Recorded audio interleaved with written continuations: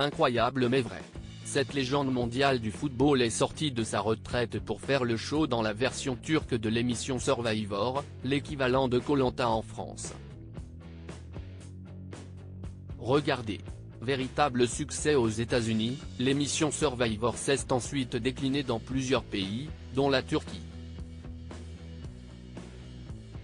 Si la version turque reprend les bases du jeu américain, certains aspects ont néanmoins été modifiés. Contrairement à l'émission américaine et à sa déclinaison française, Koh Lanta, les téléspectateurs turcs votent pour leurs favoris afin de sélectionner le gagnant chaque semaine et en finale. Les joueurs n'ont donc jamais voté lors des conseils depuis 2005, date de sa première diffusion sur la chaîne Canal D. La 18e saison du programme, dont la diffusion a démarré le 1er janvier 2024, a brièvement accueilli une légende mondiale du football. Le footballeur brésilien Ronaldinho débarque dans la version turque de Koh Lanta. C'était la surprise de la semaine pour ces candidats de l'émission turque Survivor.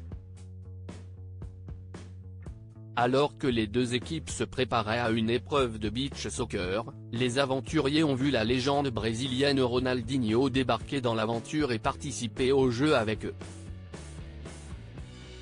Une vidéo circulant sur les réseaux sociaux montre que l'ex-star du Paris Saint-Germain, qui a pris sa retraite sportive en 2018, n'a rien perdu de son talent. Vêtu d'un maillot des Boston Celtics, Ronaldinho a inscrit un but d'un magnifique ciseau retourné, avant d'enchaîner avec un match de tennis-ballon en compagnie d'Akin Ilkal, le présentateur de l'émission et président du club Hull City en Angleterre.